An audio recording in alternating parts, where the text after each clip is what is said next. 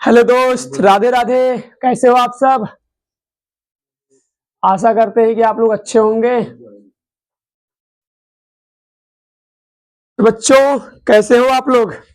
बढ़िया हो? क्या हो रहा है इस समय अब? तो बच्चा लोग, कल क्या पढ़ा गया था?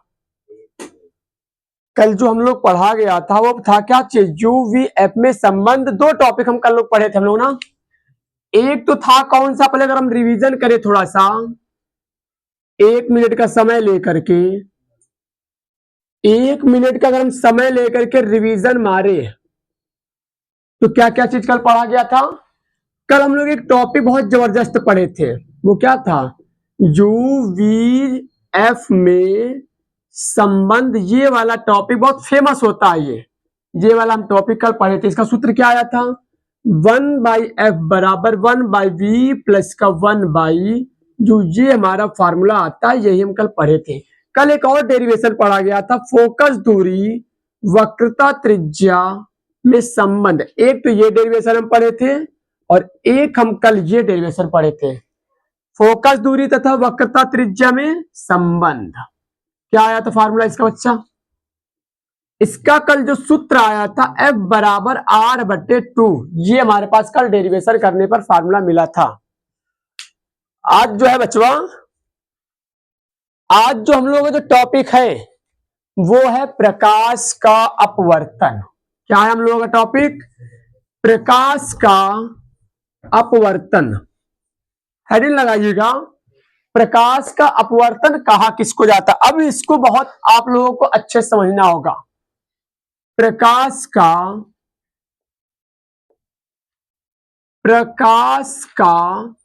अपवर्तन, ये हम लोगों का इस बार हेडिंग है कि प्रकाश का अपवर्तन किसको कहा जाता है। हम एक चीज और याद दिला दें, अपवर्तन किसको कहा गया था कि जब प्रकाश की किरणें पृथक कार्य पृष्ठ के ऊपर टकराती है तो टकराने के बाद उसी माध्यम में वापस लौट आती थी। जब प्रकाश की किरणें किसी पृष्ठ पर टकराती हैं, टकराने के बाद उसी माध्यम में लौट आए तो उसको हम बताए थे क्या बच्चा? उसको हम बताए थे परावर्तन। अगर एक तरफ से पृष्ठ के दूसरे तरफ अगर किरणें चली जाएं उसको हम लोग बताए थे क्या बच्चा? इसको हम बच्चा बताए थे अपवर्तन का हम इसको नाम देते हैं। जब किरणें एक तरफ से दूसरे तरफ चली जाती है तो उसको अपवर्तन, और जब लौट आती है तो परावर्तन। तो ये चीजें हमारे पास। तो अब हम ये वाली चीजें पढ़ चुके अच्छे से। अब हमारा जो आज का टॉपिक होगा वो होगा अपवर्तन। तो आशा करते हैं कि इतनी चीजें आप लोगों को समझ में आ चुकी होंगी कि अपवर्तन किसको कहते हैं। तो जब प्रकाश एक माध्यम से दूसरे माध्यम में चला जाता है तो उसी को कहा जाता है अपवर्तन। और इसी के बारे में आज हमारा एक टॉपिक होगा और इसी को आज हम अच्छे से इसको क्या करेंगे, हम समझेंगे बेटा इसको आज। तो हेडिंग डालिएगा, प्रकाश का अपवर्तन क्या है। प्रकाश का अपवर्तन के लिए सबसे पहले बेटा क्या करते हैं कि इस पर हम एक पृष्ठ लेते हैं। इसमें हम क्या करते हैं, सबसे पहले हम एक पृष्ठ लेते हैं। अब वो पृष्ठ का हम नाम यहां पर क्या देते हैं? इस पृष्ठ को हम नाम दे रहे हैं पृथककारी पृष्ठ। और ये पृथककारी पृष्ठ कैसा है? पारदर्शी है। यहाँ पे पालिश नहीं है। यहाँ पे ध्यान दीजिएगा कि ये जो पृष्ठ लिया गया इसमें पालिश नहीं है। अगर पालिश करवा देंगे हम तो किरणें कहाँ एक तरफ से दूसरी तरफ जा पाएंगी, और जब जा नहीं पाएंगे तो हमारा वहां पर अपवर्तन लागू हो नहीं पाएगा। अपवर्तन किसको कहा गया? जब एक तरफ से किरणें दूसरी तरफ चली जाए तो उसको अपवर्तन का नाम दिया गया था। अगर यहाँ पे पालिश ले लेंगे तो परावर्तन की घटना हमारा लागू होना शुरू हो जाएगा यहाँ पर। तो हमारा यहाँ पे पृष्ठ एक लिया जाएगा। वो पृष्ठ कैसा होना चाहिए? पृथककारी पृष्ठ। जो कैसा होना चाहिए? पारदर्शी वाला पृष्ठ होना चाहिए। अब मान के ये चलते हैं कि एक हमने पृष्ठ लिया है, एक ऐसा पृष्ठ लिया है पृथककारी पृष्ठ जो दो माध्यमों को क्या कर रहा है? दो माध्यम को ये अलग कर रहा है। मान लेते हैं ये माध्यम कौन सा है? एक है। और ये माध्यम कैसा है? एक, दो है। दो माध्यमों को अलग करने वाला हमने एक पृष्ठ लिया है। अब हम मान के ये चलते हैं कि जब इसके ऊपर किरणों को गिराएंगे ऐसे, जब भी कह दे प्रकाश की किरणों को इस पृष्ठ के ऊपर गिराएंगे तो जहां पर गिराते हैं उस बिंदु को हम एक नाम दिए थे पहले, जैसे जैसे परावर्तन पढ़ा गया था वैसे वैसे अपवर्तन भी थोड़ा चलेगा। ध्यान से समझिएगा कि जो किरणें आई हैं, इस आने वाली किरण को हम क्या बोलते हैं बेटा? इसको हम बोलते हैं आपतित किरण। और किरणें जहां पर आती हैं उस बिंदु को हम मान करके उसको हम नाम देते हैं, क्या चीज? आपतन बिंदु का हम नाम देते हैं। किरणें जिस भी बिंदु पर आती हैं उस बिंदु को हम क्या बोलते हैं? आपतन बिंदु का हम नाम देते हैं। और किरणें जहां पर आई हैं वहां पर हम अब क्या करेंगे? वहां पर अब हम एक अभिलंब रेखा का निर्माण करते हैं। जैसे परावर्तन में किरणें जहां पर आती थी वहां पर अभिलंब रेखा का निर्माण करते थे, उसी प्रकार से अपवर्तन वाली घटना में भी क्या होगा कि किरणें जिस बिंदु पर आएंगी उस पर हमें क्या करना पड़ेगा? एक अभिलंब रेखा का आप लोगों को निर्माण कर लेना होगा। निर्माण कर लिया जाता है कहते। फिर क्या होगा? अब एक चीज और ध्यान दीजिएगा, आप लोगों के लिए बहुत गजब की बात बोलने जा रहे हैं यहां पर हम। खास करके ये किसके लिए होगा? ये होती है बात किरणों के लिए। हम यहाँ पे एक तगड़ी बात लिखने चल रहे हैं यहां पर, उसको नोटिस करिएगा। इसके लिए तगड़ी बात याद रखना आप लोग। तगड़ी बात ये रहेगा, खास करके किरणों के लिए ऐसा होता है कि जब कोई किरणें एक माध्यम से, या फिर ऐसे कहते हैं किरणों के लिए जब जब माध्यमों में बदलाव होता है, लिख देते यहां पर, किरणों के लिए, किरणों के लिए जब जब माध्यमों में बदलाव होता है, किरणों के लिए जब जब माध्यमों में बदलाव होता है, तो मतलब किरणों के लिए बात करें यहां पर कि किरणों के लिए जब माध्यम में बदलाव होता है तो माध्यमों में बदलाव होने के कारण वो अपने मार्ग से क्या हो जाती है? वो विचलित हो जाती है। जब जब कहीं पर भी देखा गया है कि जब किरणों के लिए माध्यम में परिवर्तन होता है तो वो अपने वास्तविक पथ को क्या कर जाती है? छोड़ जाती है। यहां पर वही चीज आप लिख रहे हैं कि किरणों के लिए जब जब माध्यमों में बदलाव होता है तब तब होता है, तब तब वह अपने वास्तविक पथ को क्या कर देती है? वो वास्तविक पथ को छोड़ जाती है या छोड़ देती है, ऐसे हम लिख दें। ये बहुत अपने आप में तगड़ी पॉइंट है लाला, कि जब जब किरणों के लिए माध्यम में परिवर्तन होगा, ये मान रखिए, ध्यान रखिएगा कि जब भी किरणों के लिए जब भी कहते हैं माध्यम में परिवर्तन होगा, माध्यम में जब भी कहीं बदलाव आता हुआ दिखाई देगा तो ये समझ जाइएगा कि अपने वो जो किरणें होंगी अपना वो पथ जरूर छोड़ देती है। वहां पर अपने वास्तविक पथ को वो छोड़ देती है। जब वो माध्यम बदलता है तो अपने वास्तविक पथ को छोड़ देंगी। तो तनी ध्यान दीजिएगा जरा कि जब ये किरणें आ रही थी, जब ये आ रही थी तो इस पृष्ठ पर टकराई, इस पृष्ठ पर टकराने के बाद हम बात करें तो माध्यम 1 से माध्यम 2 में बदलने वाले, यानी माध्यम 1 से माध्यम 2 में प्रवेश करने वाली है। तो पहले माध्यम कौन सा था किरणों के लिए? 1। अब माध्यम कौन सा होने वाला है? 2। तो माध्यम 1 से माध्यम 2 होने वाला है, तो माध्यम में बदलाव होने वाला है। अगर ये माध्यम न बदलता तो हम आप लोग की सीधा कह सकते हैं कि ये किरणें क्या होती है? ये जो किरणें अगर माध्यम नहीं बदलता तो ये किरणें जो है ये बिल्कुल ऐसे बिना डिस्टर्ब हुए बिल्कुल ऐसे सीधी निकल के चली जाती है। अगर माध्यम ना बदलता तो की बात कर रहे हैं हम कि अगर माध्यम 1 है तो माध्यम अगर 1 ही रहता तो ये अपना मार्ग न छोड़ती और ये जिस तरह से आई थी उसी रास्ते से होती हुई क्या हो जाती है? ये जिस रास्ते पर आई थी उसी रास्ते पर ये चलती चली जाती है। हम कहते मान लेते कि ये किरणें आ रही थी और ये किरणें बिल्कुल उसी रास्ते से बिल्कुल ये चलती चली गई, कुछ इस प्रकार से। मतलब माध्यम में अगर बदलाव ना होता तो ये किरणें ऐसे ही निकल के वो चली जाती। परंतु क्या हो रहा है, हम क्या बोले हैं, ये पॉइंट कह दे आप लोग दिमाग में सेट कर लीजिए। ये बहुत बड़ी बात है कि किरणों के लिए जब भी ये देखा गया है कि जब भी कहीं पर माध्यम में बदलाव होता है तो वो अपने माध्यम यानी कि बदलाव होने के कारण, माध्यम के बदलने के कारण वो किरणें अपने वास्तविक पथ को वो छोड़ देती है और वास्तविक पथ को छोड़कर वो दूसरा रास्ता अपना लेती है। तो ध्यान दीजिएगा माध्यम 1 से किरणें कहां प्रवेश करने वाली है? 2 में प्रवेश करने वाली है। तो यहाँ पर 1 से 2 हो रहा है, मतलब माध्यम में क्या हो रहा है, परिवर्तन हो रहा है। और जब भी माध्यमों में परिवर्तन होता है तो वो किरणें क्या होती है, अपने वास्तविक पथ को छोड़ देंगी। हम ये कह दें कि ये किरणें जब ऐसे न जाकर के माध्यम में बदलाव हो रहा, तो ये किरणें ऐसे न जाकर के हम ये कहते हैं किरणें या तो ऐसे जा रही होंगी, समझिएगा, या तो किरणें ऐसे हो जाएंगी या तो किरणें इस प्रकार से हो जाएंगी। अपने वास्तविक पथ को छोड़कर या तो किरणें इस प्रकार से होकर के निकल गई होंगी और या तो किरणें अपने वास्तविक पथ को छोड़कर इस प्रकार से होकर के ये निकल गई होंगी। अभी आप लोग बताएंगे कि ये ऐसा कब होता है कि अपने वास्तविक पथ को छोड़कर नीचे की ओर कब आती है और अपने वास्तविक पथ को छोड़कर ऊपर की ओर कब जाती है। अभी केवल ये समझिए कि जब भी किरणों के लिए माध्यम में चेंजिंग होता दिखाई देता है तब तक वो क्या करती है, किरणें अपने वास्तविक पथ को वो छोड़ देती हैं। और अपने वास्तविक पथ को छोड़ना ही तो क्या कहलाता है, अपवर्तन कहलाता है। जब प्रकाश की किरणें एक माध्यम से दूसरे माध्यम में जब प्रवेश करती है तो अपने मार्ग से विचलित हो जाती है। विचलित होकर या तो वो नीचे से निकल गई होगी और या तो कहां से निकल गई होगी, ऊपर से निकल गई होगी। हम कहते जो आने वाली किरण है उसको हमने क्या बोला था, आपतित किरण। और जो जाने वाली किरण होती है, जैसे मान लेते हैं हम कि यही किरण हम लेकर चलते हैं, हम इस वाली लाइन को हम क्या करते हैं, मिटाल देते हैं।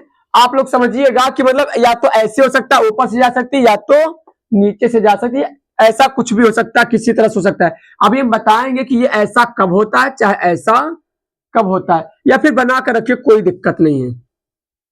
मान लेते हैं अगर किरणें ये जा रही हैं तो हम कह देंगे इसको अपवर्तित। अगर ये किरणें नहीं देखने को मिली तो हम कह दें ये भी तो हो सकता है। हम ये मिटाल कर इसको साइड हटा दें, इसको हम लेकर के केवल हल करें, पढ़े थोड़ा सा समझे। इसको भी हम क्या बोल सकते हैं, इसको भी हम अपवर्तित किरण का हम नाम दे सकते हैं।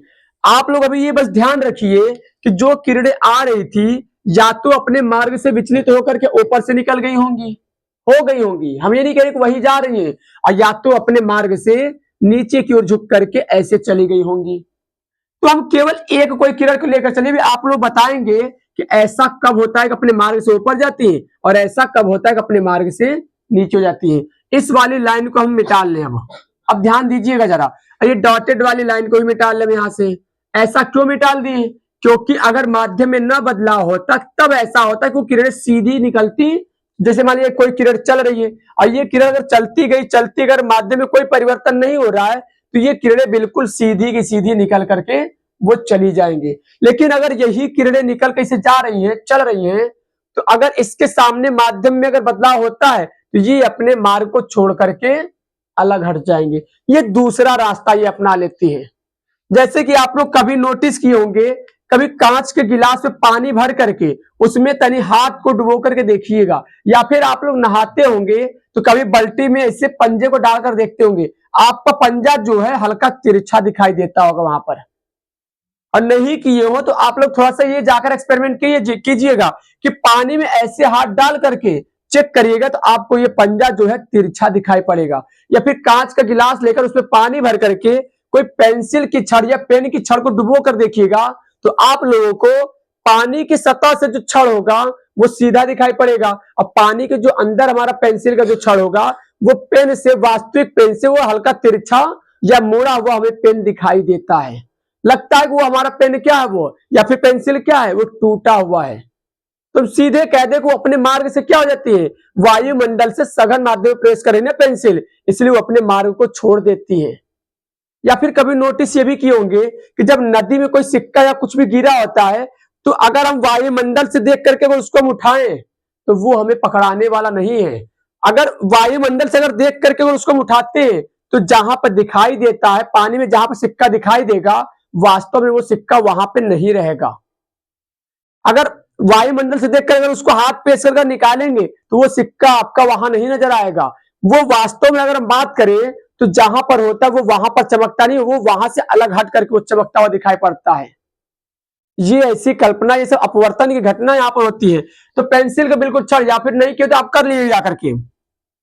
जो आने वाली किरण है उस आने वाली किरण को आपतित किरण कहें और जाने वाली किरण को हम क्या बोले हैं, अपवर्तित किरण का हम नाम देते हैं। जो आने वाली किरण होती है उसको हम नाम देते क्या, सॉरी, जो आने वाली किरण होती है अविलंब के साथ जो कोण बनाता है उसको कहते हैं कोण आई। और जो जाने वाली किरण होती है अभिलंब के साथ जो कोण बनता है उसको हम क्या बोलते हैं, आर का हम नाम देते हैं। आई को क्या बोलते हैं हम, जो आने वाली किरण है अभिलंब के साथ जो कोण बनाती है इसको कहते हैं आपतन। क्या बोलते हैं, आपतन कोण का हम नाम देते हैं। मतलब आई को हम बोलते हैं आपतन कोण, और आर को क्या बोलते हैं, जो जाने वाली किरण जो अभिलंब के साथ कोण बना रही है इसको हम कहते हैं, उसमें क्या बोलते थे परावर्तन में, आने वाली किरण जो अभिलंब के साथ कोण बना उसको आपतन कोण, और जाने वाला जो बनाता था उसको अपवर्तन कोण का नाम देते थे।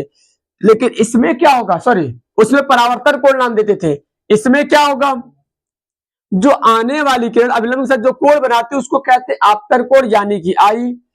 जो जाने वाली किरण है अभिलंब के साथ जो कोण बनाता है उसको हम क्या बोलते हैं, अपवर्तन कोण आर का हम नाम देते हैं।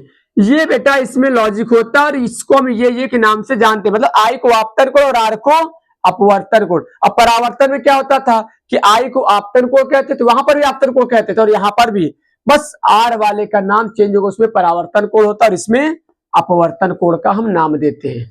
तो ये बहुत तगड़ी चीज यहाँ पर लिखे हुए हैं, ध्यान दीजिएगा। अब हम एक बात और आपको खास बात में लिख रहे हैं हम, एक तो पहली बात ये हो गई, दूसरी पॉइंट आप लोग बहुत ध्यान से समझिएगा कि एक बहुत तगड़ी चीज बताने जा रहे हैं कि जब भी कह दे कोई किरण, कोई भी किरण हो कह दे, अगर वो किरण विरल से कहां जाती हो, अगर वो किरण कहते विरल से सघन में किरणें जाती हो तो ध्यान रखिएगा कि वो अभिलंब की ओर क्या जाती हैं, वो अभिलंब की ओर झुक जाती है। ये अपने आप में तगड़ा पॉइंट है कि जब कोई किरण विरल से अगर सघन में एंट्री मार रहा है तो वो किरण अभिलंब की ओर झुक जाती है, ये ऐसा कॉन्सेप्ट हमारा होता है। और अगर कोई किरण सघन से अगर विरल में मान लीजिए एंट्री मार रहा है, तब सघन से अगर विरल में जा रहा है तो हम ये कह दें अभिलंब से वहां पर किरणें दूर हो जाती हैं। अभिलंब से वो क्या होती है किरणें, अभिलंब से दूर होती हैं। अब हम आप लोगों को कुछ एग्जाम्पल समझाने की कोशिश करें, ध्यान दीजिएगा।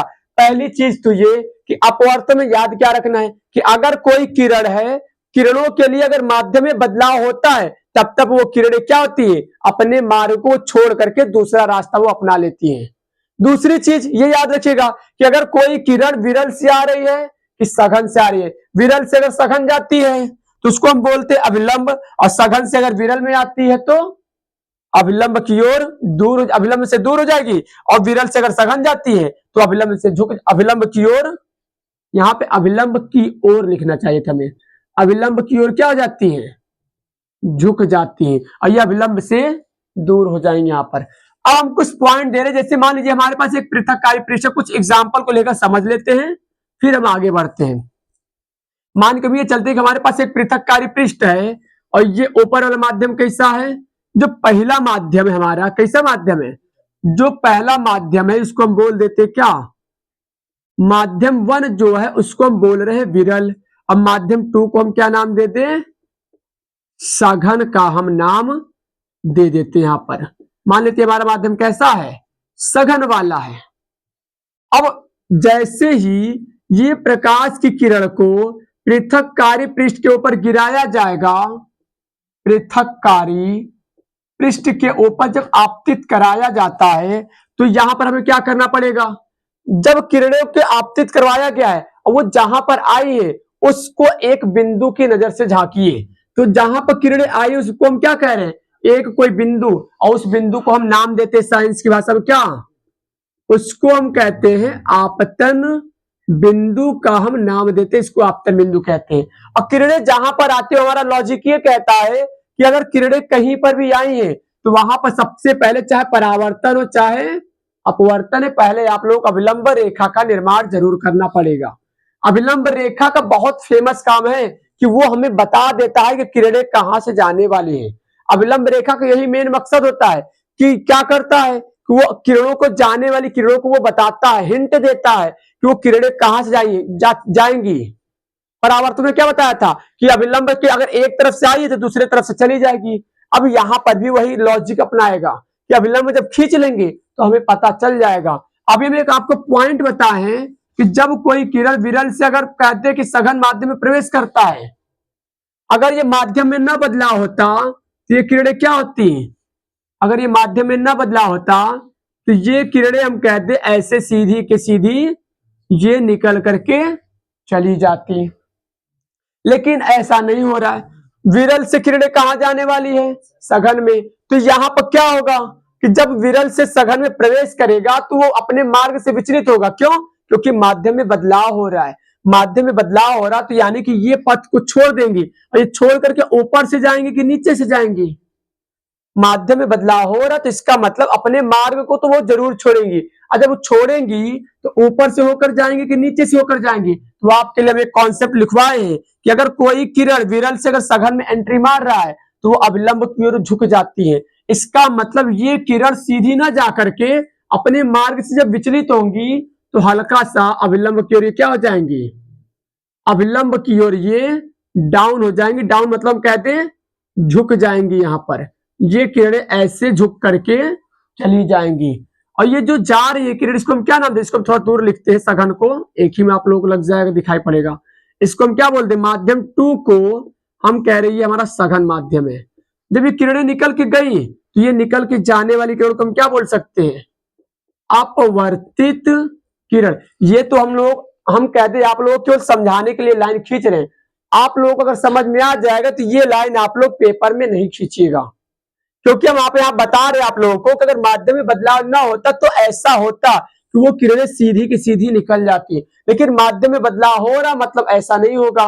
वो माध्यम में बदलाव हो रहा मतलब अपने मार्ग से विचलित होंगी। तो ये कॉन्सेप्ट याद रखिएगा, विरल से सघन में जा रही है तो अपने मार्ग से विचलित होंगी तो अभिलंब की ओर झुक जाएंगी, यानी कि ये किरण ऐसे आ करके हल्का सा अभिलंब की ओर झुक जाएगी, क्योंकि माध्यम में बदलाव हो रहा है विरल से सघन। विरल से सघन हो रहा है तो अभिलंब के झुक करके ये चल देंगी ऐसे। और जो आने वाली किरण है इसको हम क्या बोलते हैं? तो हमें पता है, आप लोगों को भी पता होगा। इसको क्या बोलते हैं?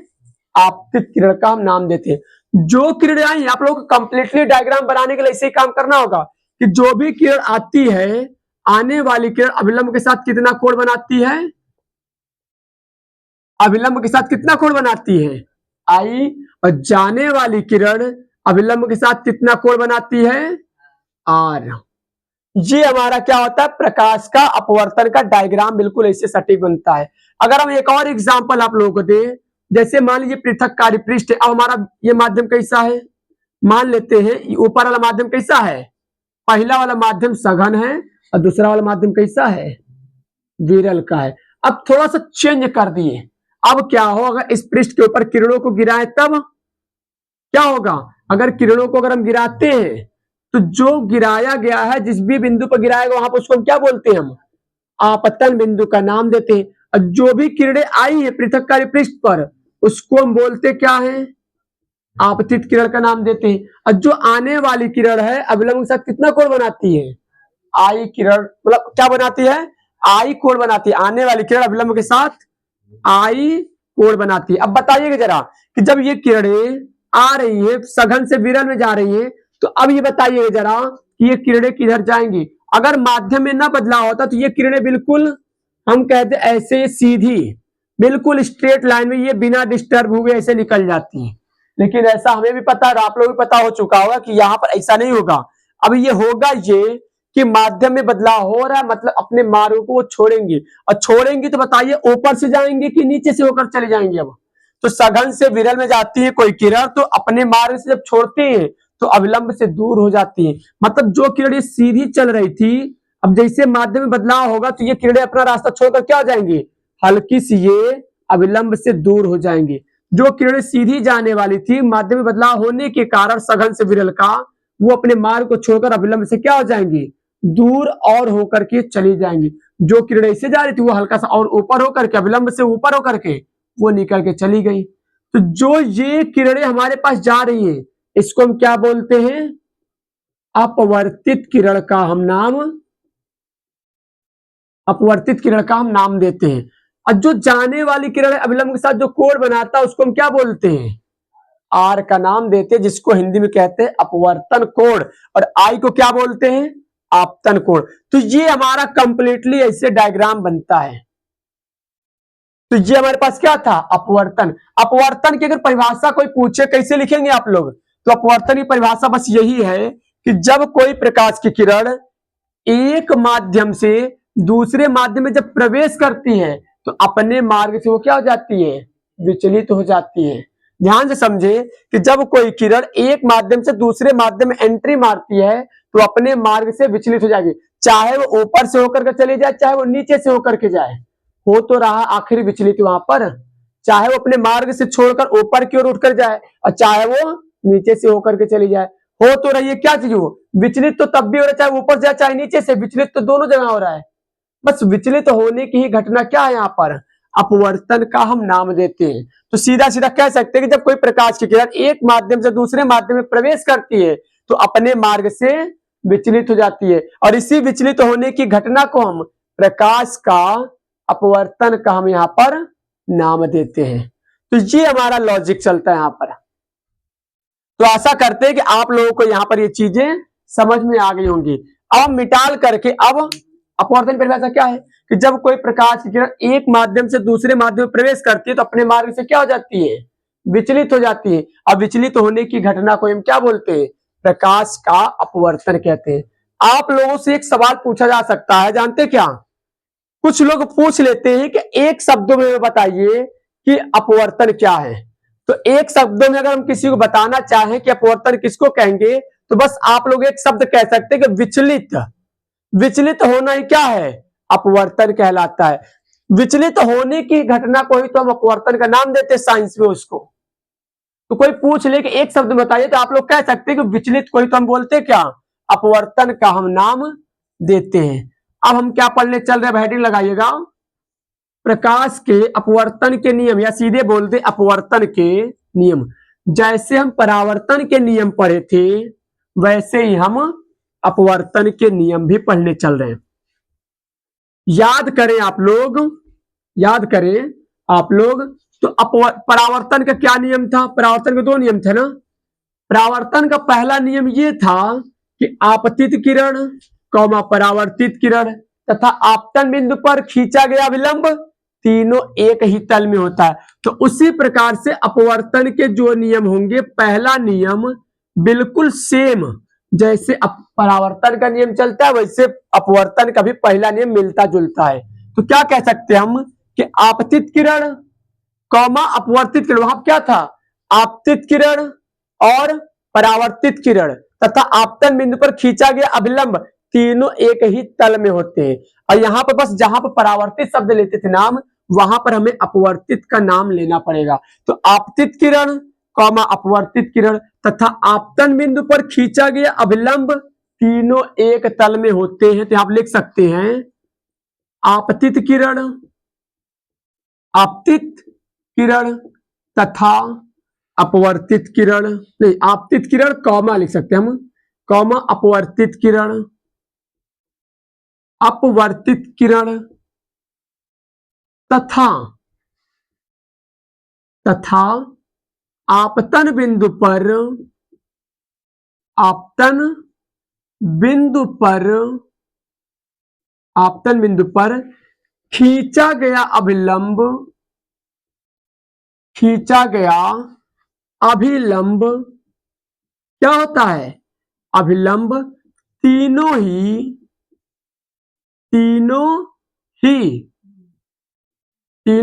एक तल में, एक तल में होते हैं। ये हमारा बिल्कुल सेम कह दे तो परावर्तन के पहले नियम के जैसा है कि आपतित किरण को अपवर्तित किरण तथा आपतन बिंदु पर खींचा गया विलंब तीनों ही एक तल में होते हैं। ये हमारा अपवर्तन का पहला नियम है। चेंजिंग होगा तो अब होगा। परावर्तन का दूसरा नियम क्या था कि आपतन कोण आई परावर्तन कोणार दोनों आपस में क्या होते हैं, आपतन कोणाई परावर्तन कोणार दोनों आपस में बराबर होते थे। इसमें जो हमारा दूसरा नियम क्या है, इसमें थोड़ा सा अलग चलेगा।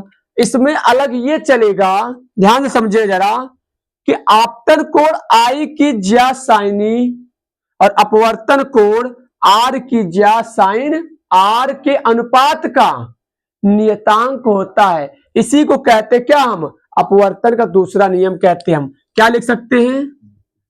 आपतन कोण आई की ज्या, ब्रैकेट में चाहे तो हम लिख सकते हैं क्या चीज हम, साइनी, तथा अपवर्तन कोण आर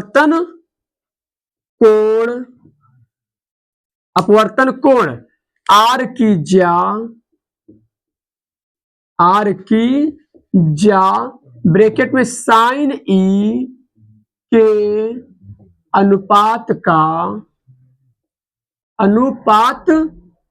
क्या होता है, नियतांक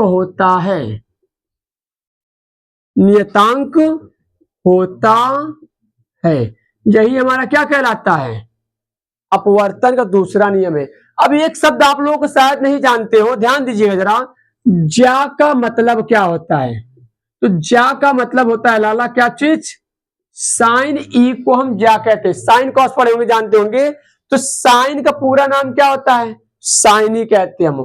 कॉस का पूरा नाम क्या है, कोसाइन। साइन का नाम साइनी, साइन का पूरा साइनी, कॉस का पूरा नाम कोसाइन। साइन ई को तो हिंदी में क्या बोलते हैं, ज्या। अब कोसाइन को हिंदी में क्या बोलते हैं, कोज्या का नाम देते हैं। तो बस यही तो लिखा गया है, आपतन कोण आई की ज्या लिखे चाहे ये लिख दे साइनी, एक ही चीज है, इसलिए हमने ब्रैकेट में लिख दिया यहाँ पर।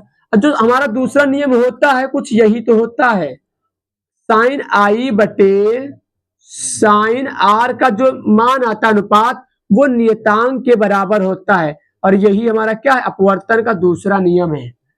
एक चीज और नोटिस करिएगा, इसी को हम क्या बोलते हैं, स्नेल का नियम भी कहते हैं। स्नेल का अगर कोई नियम पूछ दे कि स्नेल का नियम क्या है, तो आप लोग याद रखिएगा कि अपवर्तन के सेकंड नियम को, दूसरे नियम को ही क्या बोलते हैं, स्नेल का नियम कहा जाता है। जो अपवर्तन का दूसरा नियम होता है उसी को स्नेल का नियम कहते हैं। अगर कोई पूछ ले, बहुत बार प्रश्न आया हुआ है कि स्नेल का नियम किसे कहते हैं, तो स्नेल का नियम की परिभाषा क्या लिखेंगे, आपतन कोण आई की ज्या साइन और अपवर्तन कोण आई की ज्या साइन के अनुपात का नियतांक होता है, वही स्नेल का नियम कहते हैं उसी को हम। तो बस माइंड में एक दो बार चला लीजिए, आपतन कोण आई की ज्या साइनी, अपवर्तन कोण आर की ज्या साइन आर के अनुपात का नियतांक होता है, इसी को स्नेल का नियम कहते हैं हम। अब यहां पे एक शब्द आ रहा है, एन क्या है यहां पर, एन क्या है, नियतांक है। अब नियतांक किसको कहा जाता है, नियतांक हम क्यों कहते हैं इसको, इंग्लिश में कहते हैं कांस्टेंट। तो नियतांक उसको कहा जाता है जब किसी का मान कभी भी नहीं बदलता हो। एक चीज याद रखिएगा, जैसे मान लीजिए, और ये कारण तभी संभव हो सकता है जब किरणों यानी रंगों का बदलाव न हो। जैसे मान लीजिए कि हमारे पास एक पृष्ठ है, ये हमारे पास विरल है, या फिर हम यही समझा रहे, समझिए जरा, ये हम समझाने जा रहे हैं। जैसे मान लीजिए कोई किरण माध्यम 1 से माध्यम 2 में जा रही है, कोई किरण माध्यम 1 से माध्यम 2 में अगर जा रही है, अगर हम रंग में बदलाव ना करें तो तरी ध्यान से समझिएगा कॉन्सेप्ट को। अगर ये किरणों को हम कहते हैं, यहाँ पे लाइन अलग बनाते हैं हम, मान लेते हैं विरल है और ये हमारा कौन सा है, सघन है। जब कोई किरण यहां से आती है, यहाँ पे एक अभिलंब खींचते, हमें पता है कि अभिलंब किरण क्या हो जाती है, झुक जाती है। मान लेते हैं कि ये कितने डिग्री पर आई है किरण, 30 अंश के कोण पर आई है, तो ये कितने अंश के कोण पर जा रही है, सपोज कर लेते 15 डिग्री पर ये जा रही है। अगर क्या हो कि इसी किरण को हम थोड़ा सा और झुका करके, क्या कर दे, हम बढ़ा दे। अब बढ़ा करके कितने डिग्री पर हम भेजे इसको, 60 डिग्री पर इसको हम भेजे। कितने डिग्री पर इसको हम भेजे, 60 डिग्री। जो 30 डिग्री पर आई थी तो 15 डिग्री पर गया था। अगर इसी किरण को थोड़ा सा और झुका करके हम 60 डिग्री पर अगर भेजे, तो यहां पर ये देखने को मिलता है कि ये जो किरणें जो जाएंगी, कितने एंगल पर वो कोण बना करके जाएंगी, वो तब जाएंगी 30 अंश के कोण पर बना के जाएंगे। मतलब जितने के हिसाब से इधर बढ़ाएंगे उतने के हिसाब से क्या होगा, वो कैसे बढ़ता जाएगा। मतलब जितने के हिसाब से यहाँ पर हम बदलाव करेंगे, अपवर्तन कोण का भी मान जो होता है उसी के हिसाब से क्या होता है, वो बदलता है। अब कुछ इस हिसाब से बदलता है कि जब कैलकुलेशन हम करते हैं तो एन का मान क्या होता है, हमेशा फिक्स हो जाता है। जैसे मान लीजिए कि जब n का मान n बड़ा, सपोज कर लेते आई को हम हटा रहे बेटा, आई और मतलब सॉरी साइन को दोनों को हटा रहे तो केवल कौन बचा, आई बटे आर दिखाई पड़ रहा है ना। आई कितने पर आ रहा था, सपोज करें तो पहले पहले चांस पर 30 डिग्री पर ये कोण 30 डिग्री पर ये आया था, तो कितने एंगल पर जा रहा था 15, तो 15 दुना 30।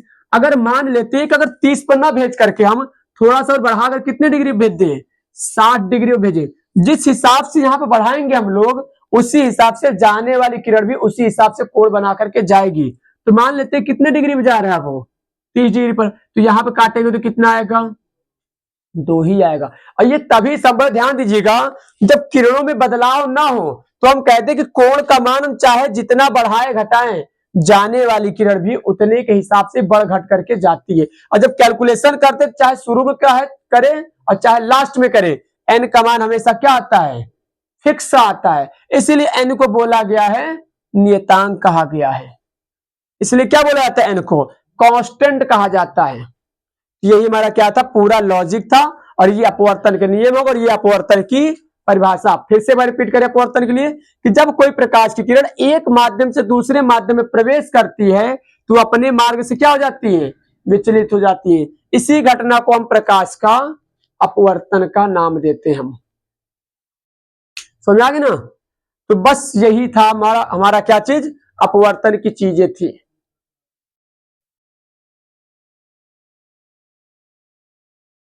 ठीक है बच्चा, अब हम लोग जो क्वेश्चन करने वाले हैं, अब क्वेश्चन लगाएंगे थोड़ा सा इसमें। अब वो क्वेश्चन क्या है लाला, अब हम लोगों का जो क्वेश्चन है क्या है, ये क्वेश्चन नहीं, एक और तनी हेडिंग इसमें देख लेते हैं हम। वो क्या चीज है, पूर्ण आंतरिक परावर्तन। थोड़ा हेडिंग डालिएगा, कल से क्वेश्चन देखेंगे हम, लेकिन आज एक और टॉपिक को कंप्लीट कर लेंगे ताकि हमारा जो है विद्या जो पढ़ रहे हम लोग वो हमारा टॉपिक पूरा कंप्लीट हो जाए। केवल हमें न्यूमेरिकल लगाना रहे। आप लोग एक चीज बता दें कि आप लोगों को इंपॉर्टेंट क्वेश्चन के साथ साथ आपको हम जो भी चीजें आने वाली वो भी आपको देते रहेंगे। ये ध्यान दीजिएगा कि जितने भी आपके न्यूमेरिकल हैं विद्या के अरिहंत वाले, सारे न्यूमेरिकल को आपको लगवा के देंगे हम। और जो भी इंपॉर्टेंट क्वेश्चन है मतलब टॉपिक है जो आते पेपर में वो भी बताएंगे, जैसे कि अपवर्तन वाला हो गया, परावर्तन वाला हो गया। और कल पढ़े थे क्या, परसों मतलब कल पढ़े थे यूवीएफ में संबंध पढ़े थे। तो इस अब जब ये कंप्लीट हो जाएगा तब इसके बाद सब न्यूमेरिकल को एक साथ सब लोगों को लगाना शुरू करेंगे। न्यूमेरिकल केवल एक दो हम कह दे कि वीडियो में यहां पर आप लोग केवल न्यूमेरिकल ही न्यूमेरिकल लगवाएंगे, कि जितने भी आपके कहते हैं कि अरिहंत वाले बुक में या विद्या में कहते क्या न्यूमेरिकल हैं, उस सारे न्यूमेरिकल आप लोगों को लगाने आ जाए। क्योंकि साइंस का मतलब ये होता है यही कि जब तक आप लोग न्यूमेरिकल नहीं लगाएंगे तो ये समझ लीजिए कि आप लोग कुछ साइंस नहीं पढ़े हैं। जब ये न्यूमेरिकल आप लोगों को लगाना आ जाएगा तो अपने आप में भी लगेगा कि हाँ अब हम साइंस क्या कर रहे हैं, कुछ जान गए इसके अंदर। तो सबसे ज्यादा पेपर में हमारा न्यूमेरिकल ही पूछा जाता है। फिजिक्स हो चाहे साइंस की अगर बात करें तो इसमें यही तो है चीज कि न्यूमेरिकल जो बच्चा ध्यान किया उसको कह दो कि बेड़ा पार हुआ है वहां पर। तो हमारे पास एक और टॉपिक आएगा, कौन सा, पूर्ण आंतरिक क्या चीज, परावर्तन। पूर्ण आंतरिक परावर्तन, ये टॉपिक भी आपका क्या है, फेमस है। एक एक टॉपिक को बताएंगे जो आपके बोर्ड एग्जाम में पूछे जाने वाले हैं। ध्यान से समझिएगा, बहुत मजा आएगा यहाँ पर समझने में। जैसे मान लीजिए हमारे पास ये पृथक कार्य पृष्ठ है और ऊपर वाला माध्यम कैसा है, सघन वाला है, और नीचे का पृथक कार्य पृष्ठ के नीचे वाला माध्यम कैसा है, विरल का है। जब प्रकाश, इसको हम क्या बोलते हैं, इसको हम बोलते हैं पृथक कार्य पृष्ठ। समझिएगा जरा, पृथक कार्य पृष्ठ। जब प्रकाश की किरणों को जब हम इसके ऊपर गिराएंगे पृथक कार्य पृष्ठ के ऊपर, तो यहां पर हम क्या खींच ले, पहले जहां पर किरण आई वहां पे एक अभिलंब खींच ले। अब आप लोग पता है कि जब कोई किरण सघन से विरल में जाती है तो अभिलंब से क्या होती है, दूर हो जाती है। मतलब ये किरणें सीधी न जाकर के वो किरणें थोड़ा क्या हो जाएंगी, तिरछी हो जाएंगी, विचलित होकर के अभिलंब से दूर हो जाएंगी। तो जो किरणें आई है इसको हम क्या बोलते हैं, आने वाले को हम कहते हैं आपतित किरण, और जाने वाले को हम क्या कहते हैं, क्या बोलते हैं, अपवर्तित किरण का हम यहां पर नाम देते हैं। ध्यान समझिएगा। आने वाली किरण जो कोण बनाता है अभिलंब से, उसको हम कहते हैं आपतन कोण यानी कि आई, और जाने वाली किरण अभिलंब के साथ जो कोण बनाता है उसको हम कहते हैं अपवर्तन कोण आर। अब ध्यान से समझिएगा पूर्णांतरिक परावर्तन क्या है। हम एक पॉइंट पहले आप लोग समझा दें कि अगर सोचिएगा जरा कि जब इतने के झुकाव पर आ रहा है किरणें, ये जब किरणें जो आने वाली जब इतने के झुकाव पर आई तो ये किरण ऐसे हटकर जा रही है, क्या हो अगर कि ये किरण को ऐसे ना भेजकर थोड़ा सा और नीचे कर दे हम। अभी बता कर आए आप लोगों को कि अगर रंग में बदलाव नहीं होता है, कलरों में बदलाव ना हो तब की बात होती है कि कलर में बदलाव नहीं होने चाहिए, तब ऐसा होगा कि अगर इस किरण को इतने पर ना भेज करके थोड़ा सा और नीचे डाउन करके भेजेंगे तो आप लोगों के दिमाग में आइडिया हो चुका होगा कि थोड़ा और नीचे करेंगे तो ये लाइन क्या होगी, थोड़ा सा और ऊपर की ओर हो जाएगा, ये उठ जाएगा। हम कहते जैसे इसको नीचे की ओर झुकाएंगे तो ये लाइन हमारा और ऊपर की ओर हो जाएगा। अगर इस लाइन को आने वाली किरण को और थोड़ा झुकाकर भेजे तो, और झुकाकर भेजे तो हम कहते शायद किरण ऐसे जाए। एक समय ऐसा आएगा कि अगर हम इतना इसको झुका दें, इसको इतना झुका दें कि यहां पर जाने वाली जो किरण है पृथककारी पृष्ठवे के ऊपर बिल्कुल वो क्या हो गई हो, चली गई हो। तो हम सीधा ये बोल दे पृथककारी जब पृष्ठ के ऊपर जब चली गई तो यहां पर एक और टॉपिक हमारा तैयार होता है। सीधे हम ये कह सकते हैं कि आपतन कोण आई का मान, आने वाली किरण का मान कह दे, आने वाली जो किरण जो कोण बना रहा है उसके मान को हम इतना बढ़ाएं कि जाने वाली जो किरण है अभिलंब के साथ कितना कोण बना दे, 90 डिग्री बना दे। आने वाली किरण जो है अभिलंब के साथ जो कोण है इसको हम सीधा बोलते आई को क्या बोलते हैं, आपतन कोण ना। तो आपतन कोण आई का मान इतना बढ़ाया जाए कि अपवर्तन कोण कितना हो जाए, 90 डिग्री हो जाए। आई का मान इतना बढ़ाया जाए, इतना बढ़ाया जाए कि आर का मान कितना हो जाए, 90 डिग्री हो जाए। जाने वाली किरण जो है पृथककारी पृष्ठ के ऊपर ही चली जाए तो हम ये कह सकते हैं कि अभिलंब के साथ कितना कोण बन रहा है, 90 डिग्री। तो जब ऐसा होता है तो इसको हम क्या बोलते हैं, क्रांतिक कोण का नाम देते हैं। क्रांतिक कोण की परिभाषा लिखी जाएगी यहां पर। क्रांतिक कोण किसको कहा जाता है, क्रांतिक कोण। तो क्रांतिक कोण किसको कहते हैं कि आपतन कोण आई का मान इतना बढ़ाया जाए कि अपवर्तन कोण आर का मान कितना हो जाए, 90 डिग्री हो जाए, तो उन्हें हम कहते हैं क्रांतिक कोण। तो उसे हम क्या बोलते हैं, क्रांतिक कोण का हम नाम देते हैं। एक सूत्र लिखे, थोड़ा ध्यान दीजिएगा। स्नेल का नियम क्या होता है, सूत्र n बराबर साइन आई बटे साइन आर होता है। यही हमारा स्नेल का दूसरा नियम है, यानी कि अपवर्तन दूसरा नियम है। आर का मान कितना हो जाए, आर का मान कितना हो जाए, आर का मान 90 डिग्री हो जाए। तो ध्यान से समझे अगर आप लोग, तो यहां पे जो हमारा फार्मूला बनता है, आपतन कोण आई का मान इतना बढ़ा दे कि अपवर्तन कोण आर जो है 90 डिग्री अगर हो जाए, अगर ऐसा होता है 90 डिग्री अगर हो गया तो उस स्थिति में उसको हम क्या बोलते हैं, उस स्थिति में हम बोलते हैं उसको क्रांतिक कोण का नाम लिखते हैं हम। मतलब किसको क्रांतिक कोण कहते हैं, इसी को कहते हैं आई को। आपतन कोण आई का जब मान बढ़ाते जाएं तो जो जाने वाली किरण वो 90 डिग्री पर चली जाए, तो जितने कोण बढ़ाने पर ये कोण 90 डिग्री हुआ है उस स्थिति में उसको हम क्या बोलेंगे, क्रांतिक कोण कहते हैं। आई को इतना बढ़ा दीजिए कि आर जो है क्या हो जाए, 90 डिग्री हो जाए। जैसे ये 90 डिग्री होगा उस स्थिति में इसको हम क्या बोलेंगे, आई को, उस स्थिति में आई को हम क्या बोलेंगे, क्रांतिक कोण कहते हैं। मतलब क्रांतिक कोण को हम लिखते किससे हैं, सी से। और सी जो होता है आई को ही क्या बोल दिया जाता है, सी कहा जाता है। आई को कब, मतलब आई को क्या बोला जाता है, सी कहा जाता है। और आई को सी कब कहेंगे, जब आर का मान 90 डिग्री हो जाएगा तब आई बराबर सी लिख दिया जाता है। यहां पर तब क्या होता है, आई बराबर सी को लिख दिया जाता है। तो आप क्रांतिक कोण समझ में आ गया ना, आपको क्या कहना होता है कि आपतन कोण आई का मान इतना बढ़ाया जाए, आपतन कोण आई का मान इतना बढ़ाया जाए कि अपवर्तन कोण आर का मान 90 डिग्री हो जाए, तो उन्हें हम क्रांतिक कोण कहते हैं। और क्रांतिक कोण को लिखते किससे हैं, सी से। सी से लिखा है। इसका फार्मूला क्या होता है, इसका फार्मूला होता है एन बराबर 1 बटे साइन सी। ये आप लोगों को तरी फार्मूला याद करना होगा।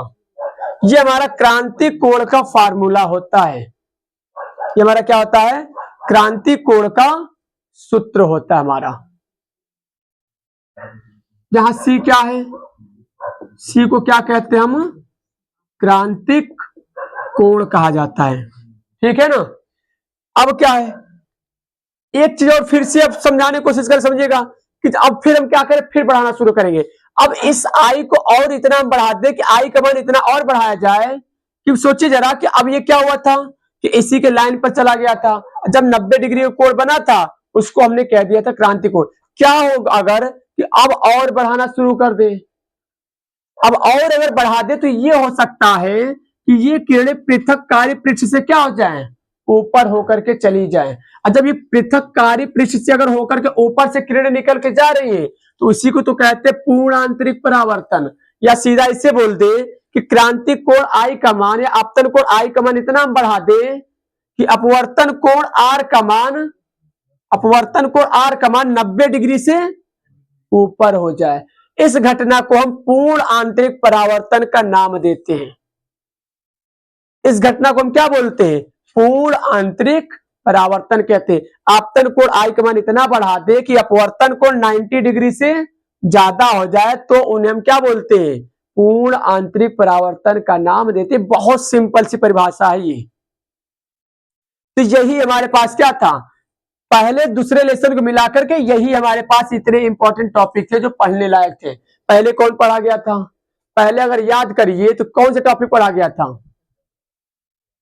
तो सबसे पहली चीज तो प्रकाश के बारे में पढ़ा है, बेसिक चीजें, प्रकाश के गुण पढ़ा है, प्रकाश के परावर्तन के बारे में पढ़ा गया, फिर यूवीएफ में संबंध पढ़ा गया, फिर प्रकाश का अपवर्तन पढ़ा गया, नहीं यूवीएफ में संबंध के बाद से एफ और त्रिज्या यानी फोकस दूरी त्रिज्या में संबंध पढ़ा गया, फिर अपवर्तन प्रकाश का अपवर्तन पढ़ा गया, फिर कौन सा पढ़ा गया, पूर्ण आंतरिक परावर्तन पढ़ा गया, जिसी में एक छोटा सा और टॉपिक आया क्रांतिक कोण। तो ये इतने टॉपिक हमारे क्या है, अभी पहले दूसरे से मिलाकर ये टॉपिक बनते रहते पेपर में। तो जो भी आने वाले थे आप लोग सारा क्लियर कर चुके हैं। अगर आप लोग नहीं देखे तो उसको जाकर के हमारे प्लेलिस्ट में जाकर के देख सकते हैं, वहां पर अच्छे से आप लोगों को यहाँ पर क्लियर किया गया है। अब कल से हमारा टारगेट रहेगा कि जितने भी इसके न्यूमेरिकल हैं सारे न्यूमेरिकल एक तरफ से आप लोगों को लगवा कर भेजेंगे। तो ठीक है बच्चा ना, बस आज के लिए कह दे वीडियो में बस इतना ही, बने रहिएगा।